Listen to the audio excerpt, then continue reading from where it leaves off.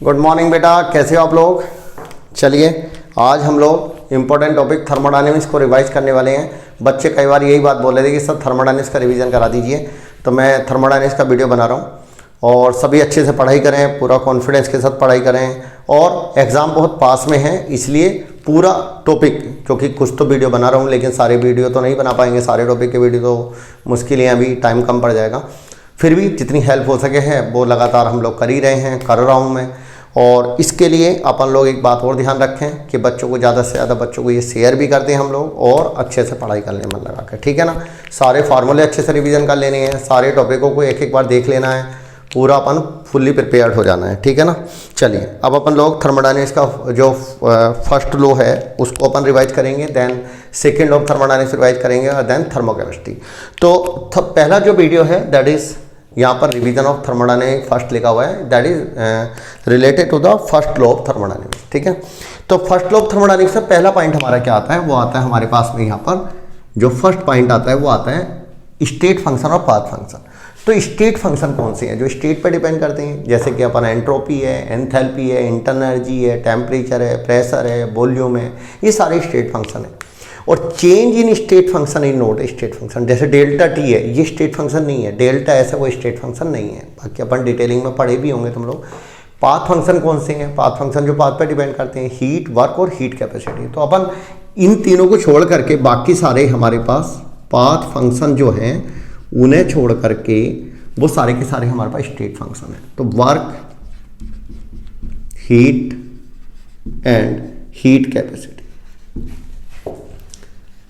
ये अपन तीनों जो हैं work, heat and heat capacity, ये तीनों जो हैं वो हमारे पास पाथ फंक्शन है, बाकी सारे के सारे स्टेट फंक्शन है। चलिए अब आता है हमारे पास एक और पॉइंट, एक्सटेंसिव प्रॉपर्टीज। मैं तुम्हें वही चीज बताऊंगा जिसके ऊपर क्वेश्चन आता है। एक्सटेंसिव प्रॉपर्टी जो मास पे डिपेंड करती है, that depends on mass, depends on quantity, mass पे डिपेंड करती हैं। क्वांटिटी मतलब मास, और एरिया और साइज, जो मास पर और साइज पर डिपेंड करती हैं। एग्जांपल क्या है, बहुत सारे हैं, मैं अगर लिखना चाहूँ तो एक साथ अभी लिख भी नहीं पाऊंगा, इतने सारे।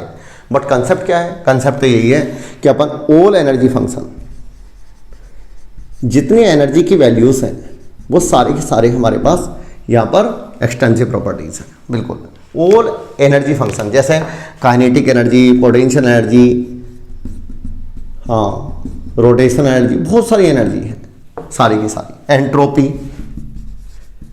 हाँ एंथैल्पी,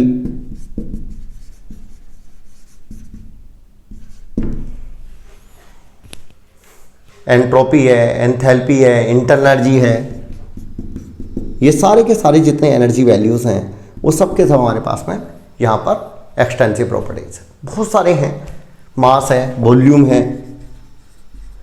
रेजिस्टेंस है, ये सब के सब हमारे पास सारे के सारे कैसे हैं, एक्सटेंसिव प्रॉपर्टी। और जो मास पे डिपेंड नहीं करते वो क्या रहेंगे, intensive properties. Intensive properties, extensive properties के एग्जांपल हम लोगों ने वहाँ पर भी दिए हैं जब हम लोगों ने थर्मोडायनेमिक्स पढ़ाई है, तो एक बार वहाँ पर भी अगर चाहें तो फास्टली देख सकते हैं, इन पर से क्वेश्चन आ जाता है, मतलब मीन्स में। हाँ इंटेंसिव प्रॉपर्टीज, इंटेंसिव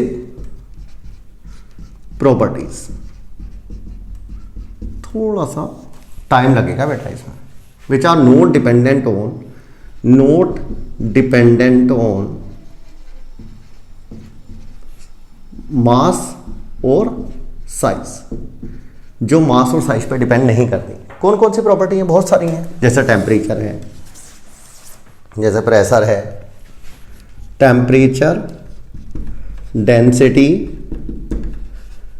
हाँ density, temperature, vapour pressure, melting point, freezing point, ये क्वांटिटी पे कहाँ डिपेंड करता है, कभी क्वांटिटी पे डिपेंड करता है कि मेल्टिंग पॉइंट।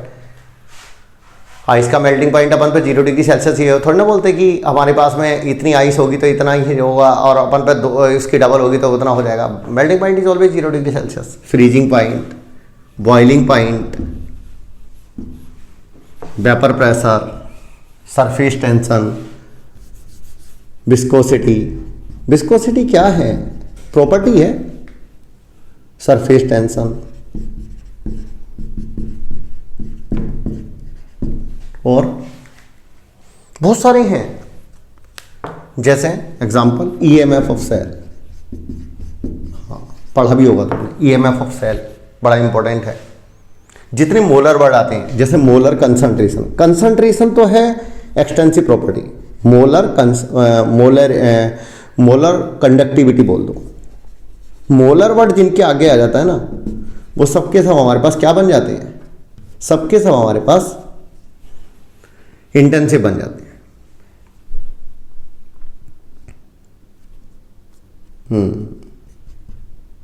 हाँ भाई, हाँ, मोलर वर्ड जिनका आ जाता है। Specific heat capacity. Heat capacity तो जो है वो तो हमारे पास में हीट कैपेसिटी जो है वो तो एक्सटेंसिव प्रॉपर्टी है, बट अगर स्पेसिफिक हीट कैपेसिटी लिखा, स्पेसिफिक वर्ड आ गया, मोलर वर्ड आ गया। जैसे मोलर एंट्रोपी, एंट्रोपी जो है वो तो हमारे पास में है एक्सटेंसिव प्रॉपर्टी, लेकिन अगर मोलर एंट्रोपी आ गई तो हमारे पास इंटेंसिव बन जाएगा। मोलर वर्ड आती है इंटेंसिव बन जाएगा, ठीक है ना। सरफेस टेंशन है, विस्कोसिटी है, डेंसिटी है, टेम्परेचर है, वेपर प्रेशर है, बहुत सारी टर्म है जो मास पे डिपेंड नहीं करती है एंड सो। हाँ, ये सारी की सारी जो क्वांटिटीज हैं वो सब के सब क्या है हमारे पास में? इंटेंसिव। आता है क्वेश्चन एग्जाम में आता है, ठीक है ना। वह जो चीज आती है ना वही चीज मैं डिस्कस करने जा रहा हूँ। अब वो नहीं पढ़ाऊंगा कि इतना पूरा डिटेल में बता दिया, बहुत सारा टाइम लग जाएगा भैया, ये तो महीने का काम है अगर मान लिया इसे पूरा पढ़ाने लगे तो। बट ये है कि अगर मान लिया इन्हें पढ़ लोगे तो चलो ठीक है, क्वेश्चन तो बन जाएगा। अपने को तो क्वेश्चन ही बनाना है, ठीक है ना। चलो तीसरा point, first law of thermodynamics में एक आता है reversible irreversible process. Reversible and irreversible.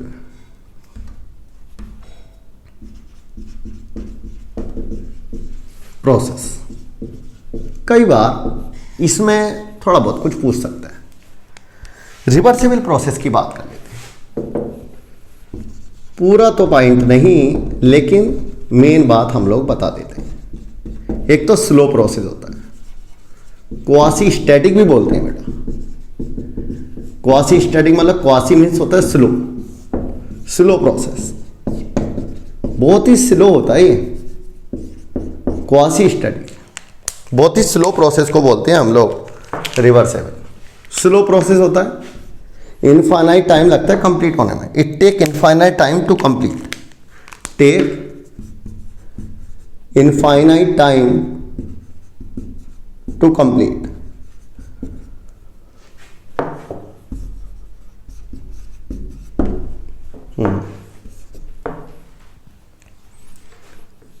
अगर हम वर्क डन निकालें तो माइनस पी डी बी, ठीक है ना। हाँ, minus P D V. P gas, इसमें पी एक्सटर्नल पी गैस के बराबर होता है। एंड एक और point, system and surrounding are in equilibrium at each and every point. System and surrounding are in equilibrium at each and every point.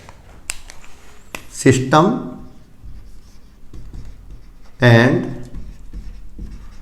Surrounding are in equilibrium at each and every point, ठीक है बेटा। अब आता है हमारा next one, irreversible process. Irreversible process, अच्छा graph भी देख सकते हो, रिवर्सेबल में ही आता है ग्राफ, पीवी डायग्राम। ऐसे बहुत सारे पॉइंट हैं, 1 2 3 4, और फाइनली हम लोग इस पॉइंट पर आ गए। ये पूरा वर्क मिलेगा हमें। तो रिवर्सेबल प्रोसेस में वर्क डन निकाल सकते हैं हम लोग इस तरीके से, बी इनिशियल से बी फाइनल, कहीं तक भी हम लोग लेके जा सकते हैं। इरिवर्सिबल प्रोसेस में आ जाइए आप।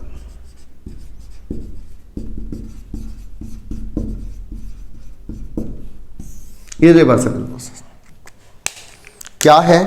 स्लो नहीं होती है, फास्ट होती है, बहुत फास्ट होती है, पलक झपकते ही कंप्लीट हो जाएगी।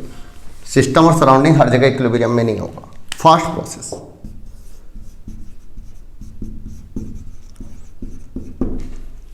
दूसरा पॉइंट, वर्क क्या होगा बेटा? Minus P external delta P external is not equal to P gas. बहुत ज़्यादा डिफरेंस होता है। बाकी अगर तुम्हें डायग्राम देखना है तो बनवाया हुआ है। किस में बनवाया हुआ? तुम्हें जब हम लोगों ने स्टार्टिंग में पढ़ाया था थर्मोडायनेमिक्स, तब बताया था कि यहाँ 1 पॉइंट है, सीधे यहाँ पर आ गए हम लोग इस तरीके से, और इस तरीके से वॉल्यूम बढ़ रहा है। तो बताने में तो टाइम लग जाएगा, ठीक है ना। हम लोग वर्क निकाल सकते हैं इस रेक्टेंगल का, पी डेल्टा बी माइनस, हम ऐसे भी लिख सकते हैं W बराबर minus P external B2 minus B1, ये पी एक्सटर्नल और वॉल्यूम ऐसे बढ़ा है, ठीक है।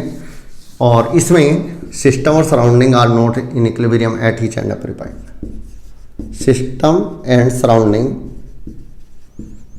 आर नॉट इन इक्विलिब्रियम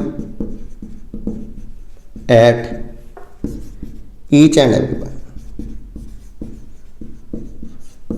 बहुत ही बड़ा है यार, मतलब बहुत बड़ा टॉपिक, बहुत इंटरेस्टिंग भी है, क्वेश्चन भी खूब आते हैं एग्जाम में। चलिए, फास्ट होता है बिल्कुल, तुम्हें पता ही होगा वेट में डिफरेंस होता है। ऊपर अगर वेट ज़्यादा है और हम एक साथ हटा दें उसे, ऊपर से वेट रख दिया हमने, वेट ज़्यादा का मतलब हुआ कि जितना गैस का प्रेशर था उतना ही ऊपर से प्रेशर है, बट वो प्रेशर जो नीचे गैस का था उसको मेंटेन करने के लिए हमने जो वेट रखा वो एक ही वेट रखा, उसे पूरे को हटा दिया। तो सडनली जो पिस्टन के नीचे वाला प्रेशर है, जो मॉलिक्यूल्स हैं वो कम प्रेशर फील करेंगे, उसके कारण टर्बुलेंस क्रिएट हो जाएगी और उसके कारण प्रोसेस जो है वो हमारे पास इरिवर्सिबल होगा, फास्ट होगा फिर, ठीक है ना। चलिए अपन आते हैं first law of thermodynamics. First law of thermodynamics,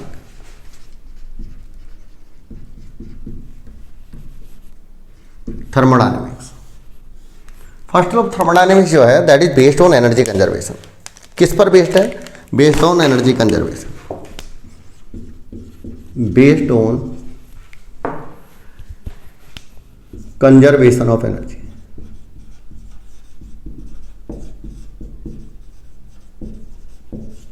conservation of energy क्या होता है फर्स्ट लॉ ऑफ थर्मोडायनेमिक्स, पता है क्या?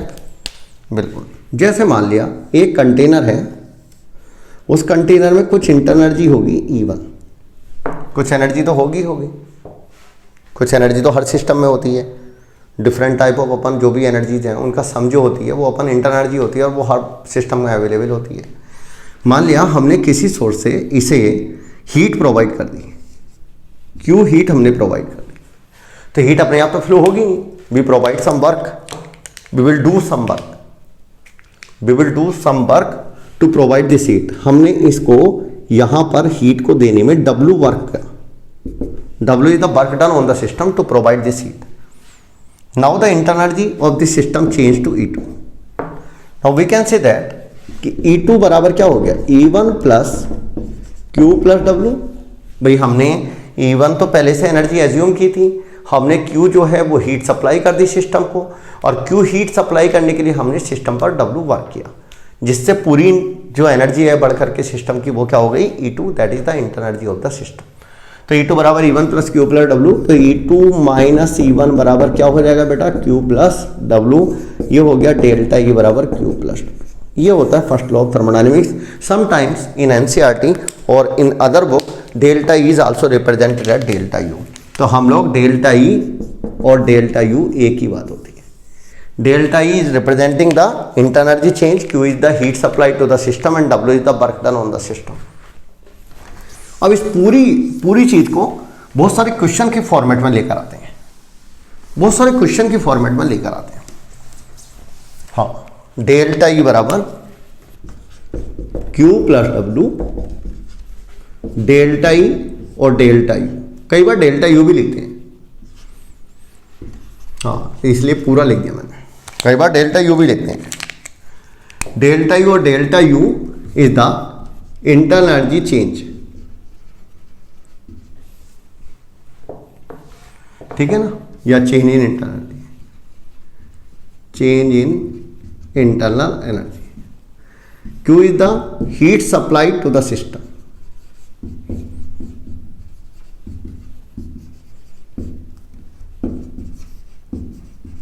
and W is the work done on the system.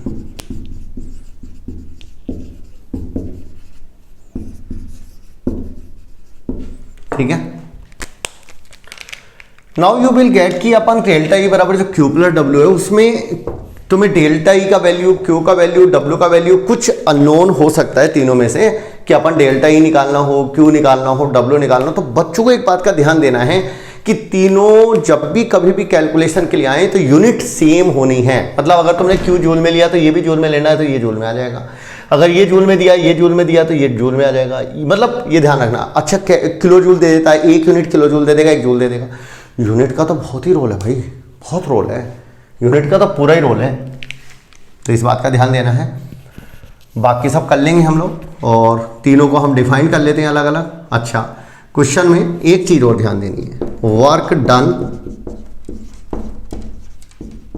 हाँ वर्क के साइन लिख लो, साइन फॉर वर्क, हाँ work done by the system is taken as negative. इसे पूरा मैं इसे हटा दूंगा, पूरा आगे ही लिख दूंगा, इसे हटा देता हूँ। ये तो नोट कर लिया होगा तुमने, पता भी होगा तुम्हें। Work done by the system is taken as negative, ठीक है, and work done on the system is taken as positive, on the system is taken as positive. यानी कि जब भी सराउंडिंग सिस्टम पे वर्क करेगा तब तो पॉजिटिव लेना है, और जब भी सिस्टम सराउंडिंग में वर्क करेगा तो नेगेटिव लेना है। सिस्टम का जो वर्क है वो नेगेटिव लेना है, और सिस्टम पर जो वर्क है वो पॉजिटिव लेना है। ऐसे हीट, साइन ऑफ हीट,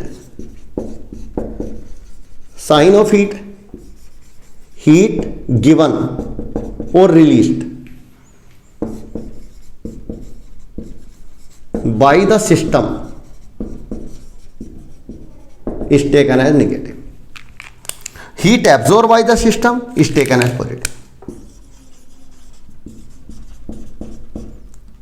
नीचे यार जगह कम नहीं पड़ जाए, मैंने देखा नहीं है, क्योंकि कई बार बोर्ड जो है वो नीचे तक लिखते जाते हैं हम लोग, कभी फोटो नहीं आ रहा, वो देख लेना एक बार। बोल भी रहा हूँ, अगर कुछ हट गया हो तो अपने आप देख लेना, निगेटिव एंड पॉजिटिव, ठीक है।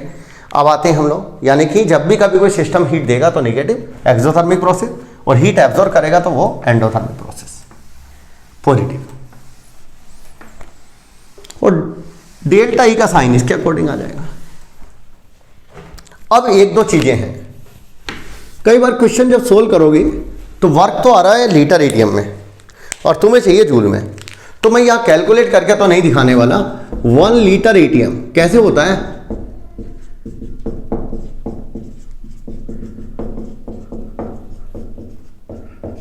हाँ तो ये कितना आएगा,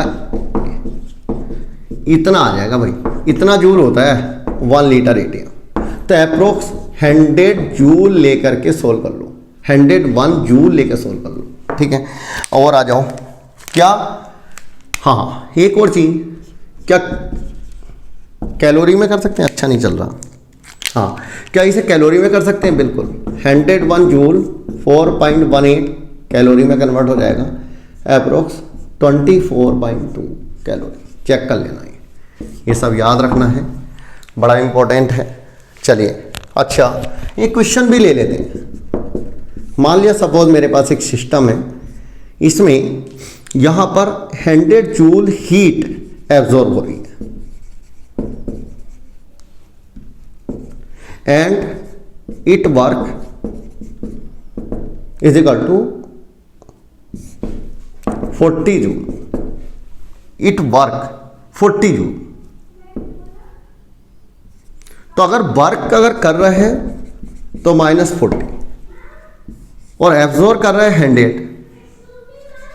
तो प्लस 100 हो गया।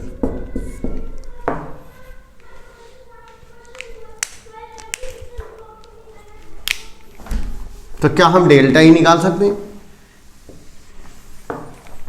क्या हमें हीट एब्जॉर्ब हो रहा है कितनी 100 जूल, तो हीट एब्जॉर्ब सिस्टम ने अगर हीट एब्जॉर्ब की तो पॉजिटिव, और वर्क कर रहा है माइनस, तो डेल्टा ई चेंज फाइंड, हाँ इसमें लिख भी लेना, find delta E internal energy change, find internal energy change. कैसे करोगे? फार्मूला लगा दो, डेल्टा ई बराबर क्यू प्लस डब्ल्यू, क्यू बताइए तुम्हें 100 है, डब्ल्यू -40, डब्ल्यू क्यों है -40? क्यू तो पॉजिटिव लोगे, तो ये 60 आ गई। ठीक है, ऐसा भी क्वेश्चन आता है। कैलोरी और जूल में दिया है, तो 1 कैलोरी याद रखना है, 1 कैलोरी 4.18 जूल, ये भी याद रखना है, 4.2 भी ले सकते हैं। ठीक है ना, ये अपन सारी चीज़ें याद रखनी है। फर्स्ट लॉ ऑफ थर्मोडायनेमिक्स तो इतना ही याद रखना है। अब फार्मूले पे आ जाओ तीनों के,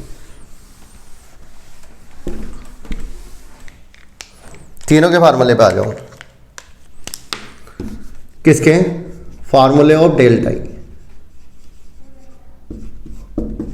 डेल्टा ई डेल्टा यू क्या होता है? डेल्टा ई और delta U for gas, ideal gas. हाँ क्या होता है भाई? डेल्टा ई और डेल्टा यू बराबर होगा NCBM डेल्टा टी। ये फार्मूला लगाओगे तुम इंटरनल एनर्जी चेंज के लिए। और for small change, small change DE बराबर NCBM और DT, T1 to T2 integrate कर लोगे, कर पाओगे क्या?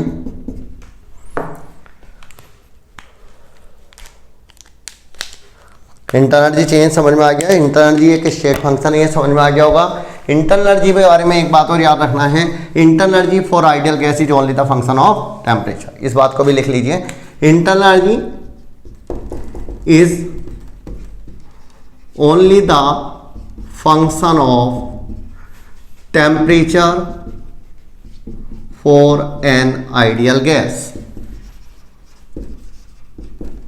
मुझे लगता है कि डेल्टा ई का फार्मूला क्लियर होगा, बच्चों को कर पाएंगे। डेल्टा ई बराबर NCBM delta T, N mole है गैस के, CBM molar heat capacity, N क्या है? मोल्स ऑफ गैस, CBM क्या है? Molar heat capacity at constant volume.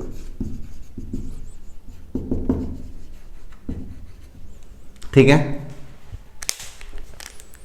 मैं लगातार देता हूं तुम्हें वीडियो, थोड़ा सा छोटा बनाया क्योंकि बच्चे थोड़ा थोड़ा देख पाते हैं, समय भी कम होता है बच्चों के पास, एग्जाम भी बिल्कुल निकट है। दूसरा वीडियो दूंगा, उसमें आगे की बात बताऊंगा। ठीक है ना, फिर CP और CB की वैल्यू बताऊंगा, और उसके बाद में हीट का और वर्क का अपन फार्मूले बताऊंगा अलग अलग प्रोसेस में, और सॉलिड और लिक्विड का केस डिस्कस करेंगे। ठीक है ना, तो अगले में हम लोग करेंगे सोल्व। चलिए इतना ही रखते हैं हम लोग। Thank you. अच्छा करना, बच्चों को शेयर करना, बढ़िया से पढ़ाई करें मन लगा करके, और चैनल को सब्सक्राइब करें। ठीक है, थैंक यू।